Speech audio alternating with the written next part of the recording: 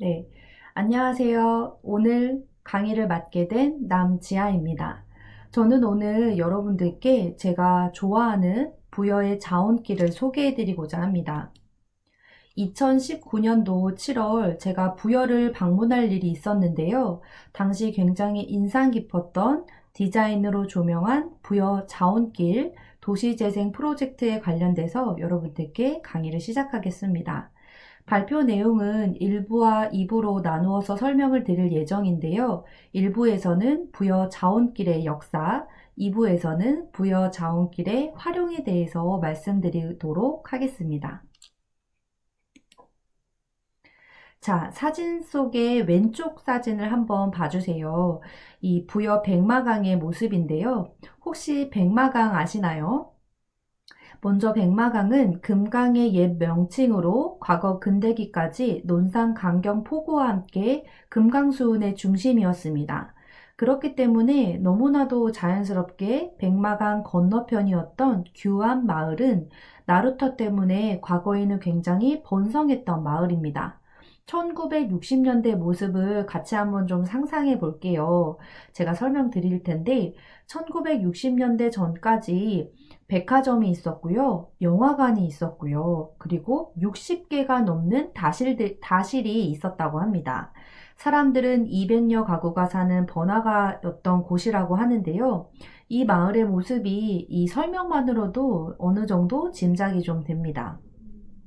그런데 1968년도 백제대교가 이제 건설되게 되면서 강 건너로 사람들이 이사를 가게 되고 강 건너로 모든 생활권들이 자연스럽게 옮겨지게 되면서 이 마을의 상황이 달라졌습니다.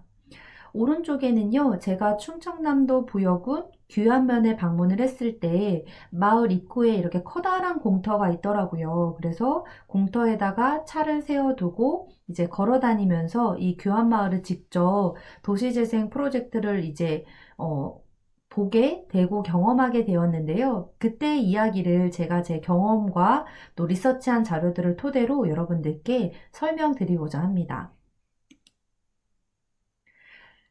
제가 다 직접 찍은 사진들인데요.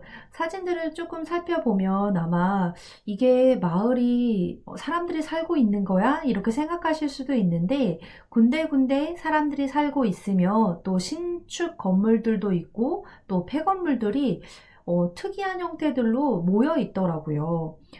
마을이 아주 망했다라고 하기도 뭐하고 그렇다고 해서 중간중간 이렇게 비어져 있는 공실들 때문에 조금 밤이 되면 무섭지 않을까 그런 생각도 좀 들더라고요.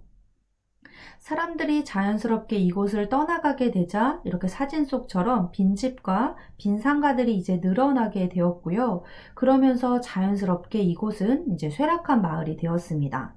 다실, 단란주점, 그리고 이발관으로 보이는 과거의 빈 상가들이 이렇게 사진 속처럼 그대로 흉흉하게 남아 있습니다.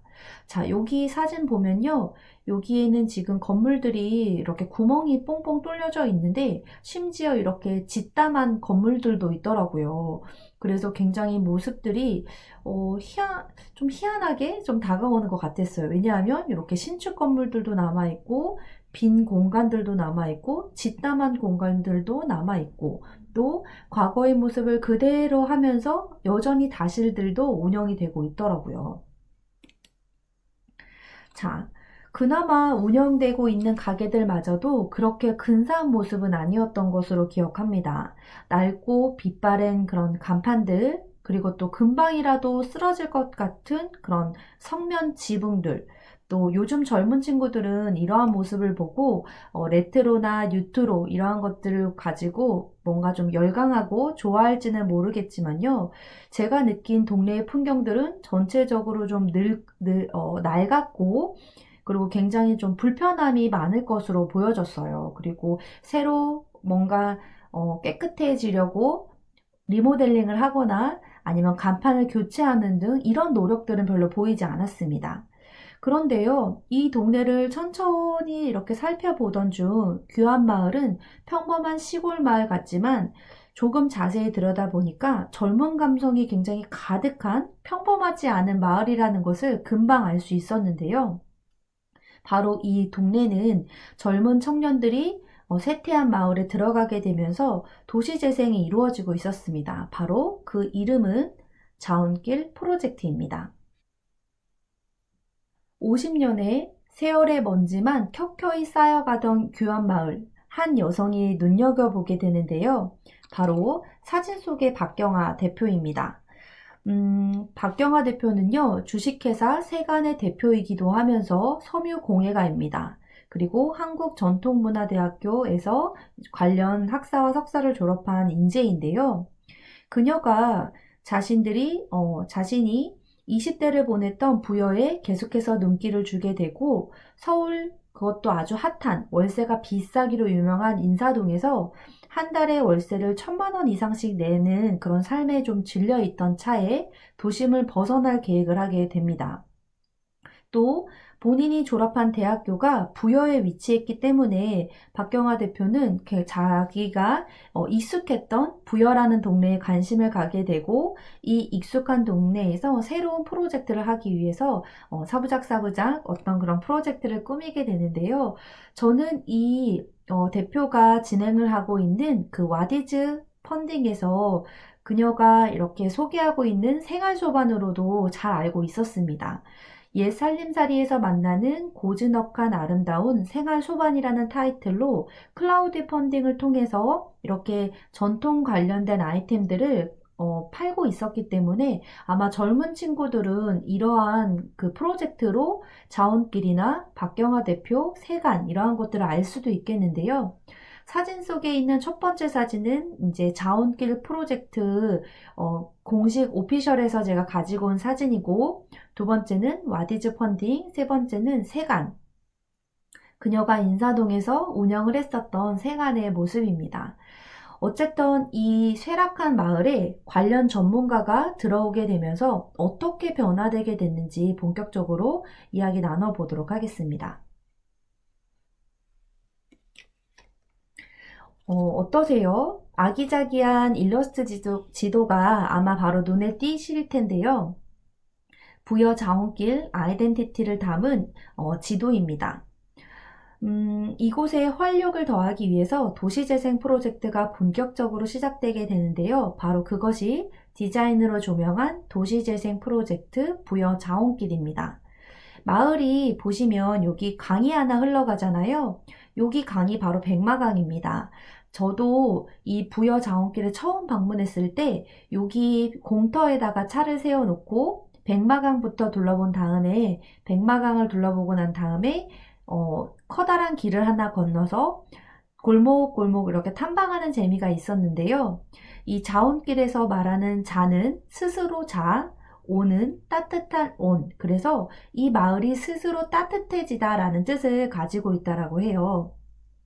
그리고 문화예술인들이 이곳에서 서점이나 공방, 식당이나 갤러리, 또 게스트하우스 이러한 것들을 운영하면서 조용하던 마을이, 그리고 노인들만 살고 있었던 이 마을이 청년들이 들어오게 되면서 다시 스스로 온기를 되찾게 되었습니다. 그러한 스토리들도 사실 알아가게 되면서 굉장히 매력적으로 다가왔는데요. 오른쪽에 있는 거 보면서 조금 더 설명드리도록 할게요. 부여 자원길은요, 크게 12가지의 그 컨셉으로 먼저 출발을 했습니다. 첫 번째는 독립서점 책방 세간이고요. 두 번째는 카페 겸 주점이었던 수어로, 세 번째는 공방, 웃방, 규방 산책이고요. 네 번째는 목공서, 낭만 목공소, 다섯 번째는 갤러리 겸 편집숍, 금강 사진관이고, 여섯 번째는 떡카페, 자원당, 일곱 번째는 100년이라고 하는 시간을 담고 있는 한옥숙소, 이한당, 여덟 번째는 한식당, 매화의 물 주거라, 아홉 번째는 불란서 가정식 식당, 불란서 요리집, 그리고 여기 보시면요, 제가 아까 전에 짓담한 건물 말씀드렸었는데 여기 지도에도 짓담한 건물이 표시가 되어 있습니다. 여기가 짓담한 건물이고요. 그리고 11번째가 옛 대우 다실, 12번째가 옛 극장의 흔적이 남아있는 공간이라고 합니다. 지금은 2020년이기 때문에 조금 더 아마 발전되고 변화되었을 것이라고 생각이 되는데요. 저는 오늘 제가 직접 다녀오기도 했고, 그리고 가장 자원길을 대표하는 세 가지를 소개해 드릴 계획입니다. 독립서점, 책방 세관, 카페와 주점으로 변신한 수어로, 세 번째는 공방으로 운영되는 웃방이라고 불리는 규방 산책, 이렇게 세 가지를 소개해 드릴 계획입니다. 자, 먼저 첫 번째는요, 부여의 유일한 독립서점 책방 세관을 소개해 드리도록 하겠습니다. 가장 먼저 소개하는 만큼 이 부여의 자원길이라고 하는 곳을 아이덴티티를 가장 잘 보여주는 곳이기도 한데요. 재미있는 사례이니까 재미있게 잘 들어주세요. 자, 이곳은요, 무려 80년이나 된 임신의 담배가게가 변화된 곳입니다. 담배가게라고 하는 곳이 항상 시골에는 가정집을 조금 개조해서 이 가정집의 한켠에서 어떤 그런 커피도 좀 팔고요. 쌍화탕도 조금 팔고, 그리고 담배를 주로 파는 그런 작은 구멍가게를 일컫는데요.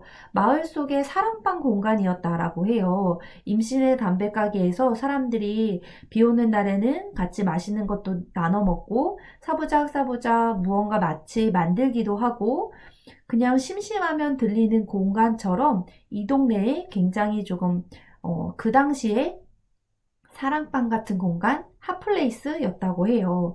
그런데요, 임신의 담배가게가 이제 주변에 편의점도 좀 생기게 되고, 사람들이 작은 가게보다는 대형마트 아니면은 좀 편의점, 이러한 것들을 찾다 보니까 자연스럽게 그 구실과 그 내용들이 이제 점점 사람들로부터 발걸음이 덜 가게 되는 그런 가게가 되었겠죠. 그래서 이 공간이 재탄생을 하게 됩니다. 옛날에는 이렇게 가게와 살림짐이 붙어 있는 경우가 흔했는데요. 이 공간은요, 전 운영하던 주인이 무려 10남매를 키워냈던 그런 스토리도 있더라고요. 이 공간이 과거에는 쾌쾌한 낡은 공간에서 오른쪽과 같이 현재에는 많은 사람들이 책도 보고 커피도 마시고 비가 오는 날에는 비도 잠시 피하고 갈 수 있는 그런 멋스러운 공간으로 다시 재탄생되었습니다.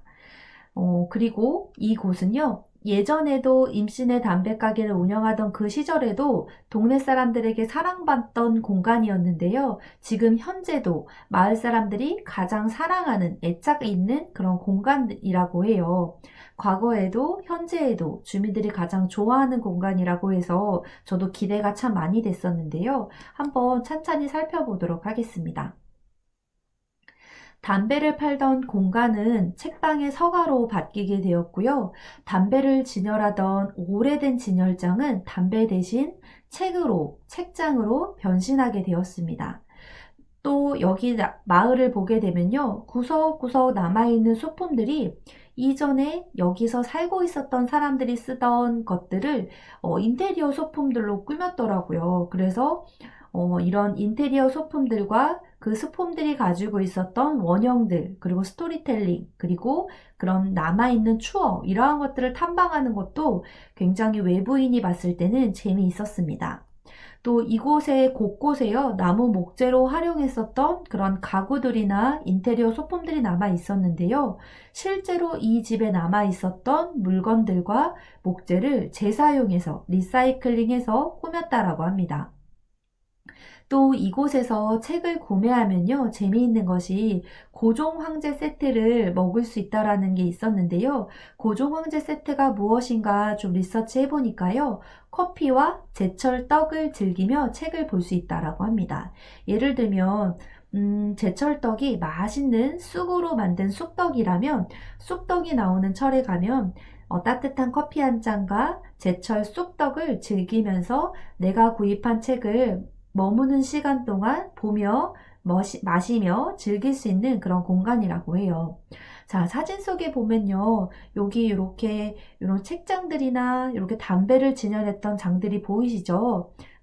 과거에는 여기서 이렇게 담배들이 디피가 되었다면 지금은 이렇게 보이는 것처럼 책들로 켜켜이 채워져 있는 모습들이 뭔가 과거와 현재를 오고 가는 듯해서 굉장히 인상 깊었습니다.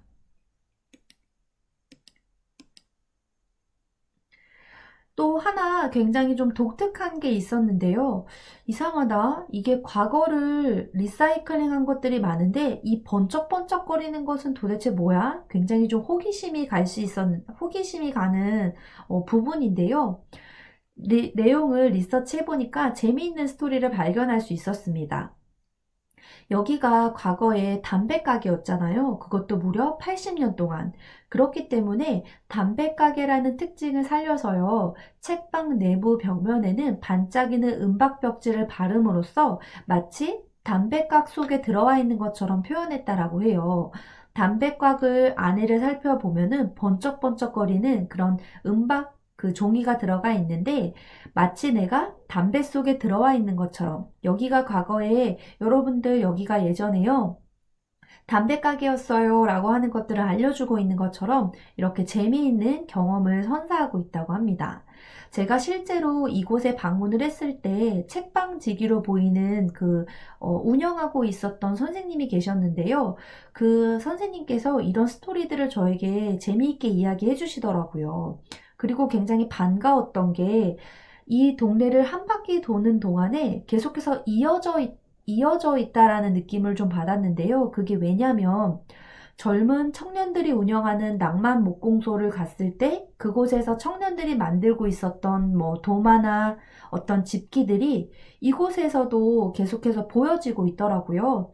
그리고 여기 사진 속에 있는 여기 이 티코스터 잘 기억해 주세요. 요게 지금 동백꽃으로 만든 동백꽃을 모티브로 만들어서 사람이 손으로 삭바느질을 해서 만든 티코스터인데요. 여기에서 볼 수도 있고 구입도 할 수 있었던 이런 티코스터가 나중에 카페에 가면 카페에서도 볼 수 있거든요. 그래서 가게들이 마치 서로 협력을 이루고 서로 네트워킹하고 있다라는 그런 느낌들을 많이 받았습니다.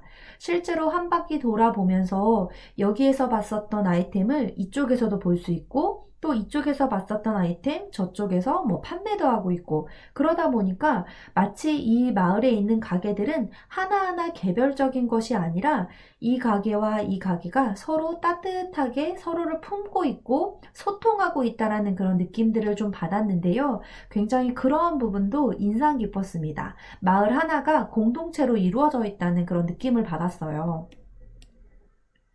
자, 또 하나 재미있었던 것은요, 단순하게 책방에서 책을 파는 것만 아니라 계속해서 대중들을 대상으로 또 여기에 직접 오는 그런 관광객들을 대상으로 소통하고 있고 이야기하고 있다라는 느낌을 좀 많이 받았는데요.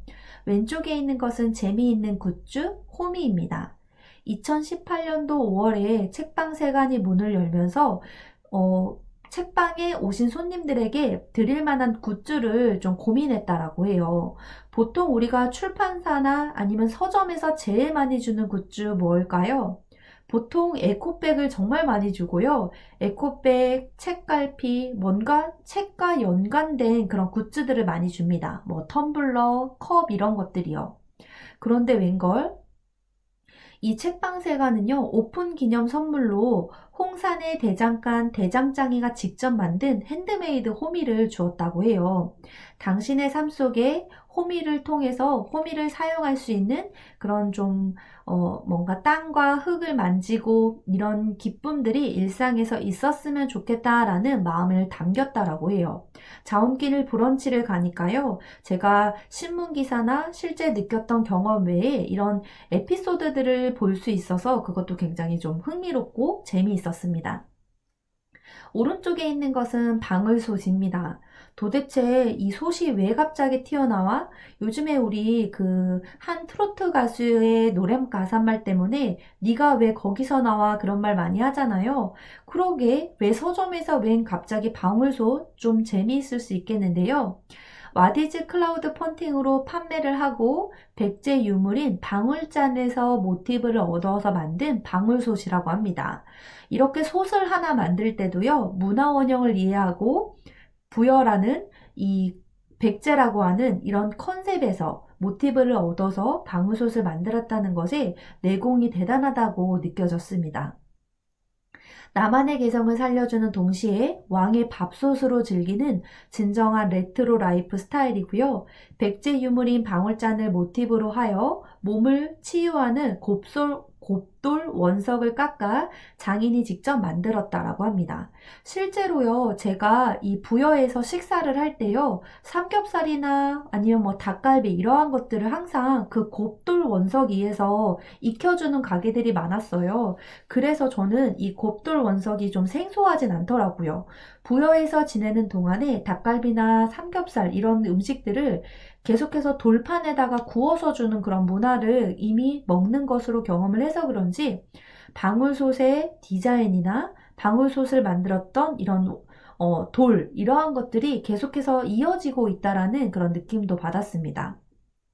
또 지금은 우리 젊은 세대들이 쉽고 간편하게 전기밥솥을 주로 활용을 하고, 저 같은 경우에는 요즘 너무 바빠가지고 계속 햇반이나 이러한 음식들을 먹게 되는데, 좀 시간이 되고 여유가 된다면 이렇게 방울솥에다가 나를 위한 특별한 경험을 해보고 싶다라는 생각도 좀 들더라고요.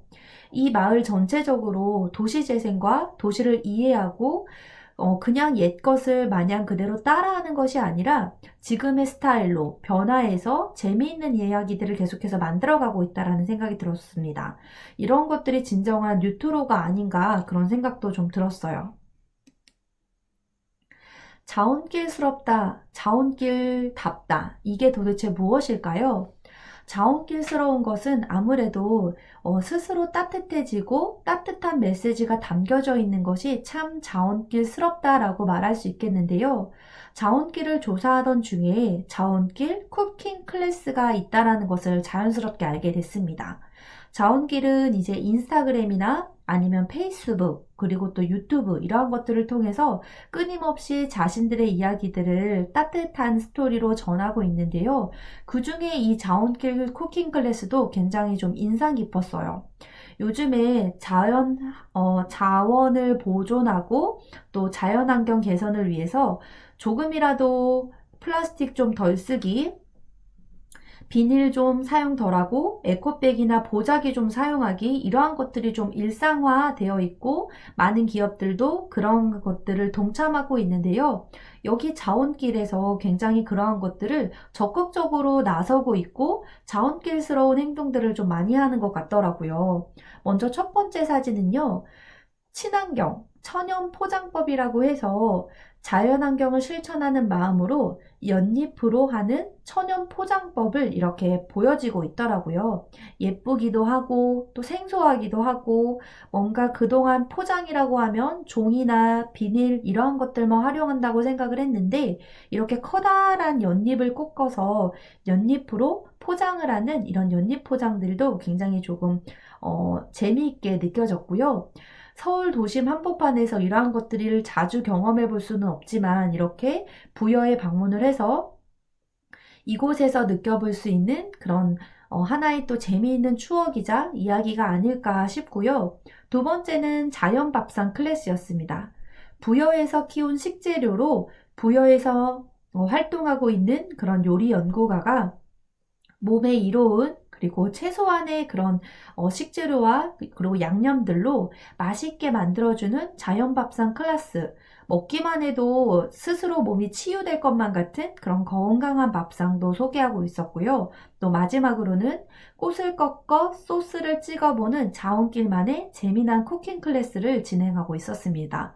언제 우리가 도심 속에서 꽃을 꺾어서 그 꽃으로 소스를 찍어보는 이런 행위들을 해보겠어요. 바로 이곳에 가면 여기에 가면 이런 특별한 경험을 할 수 있다라는 것을 이제 어필하면서 이 부여의 자원길 프로젝트를 계속해서 진행하고 있다라는 느낌을 받았습니다.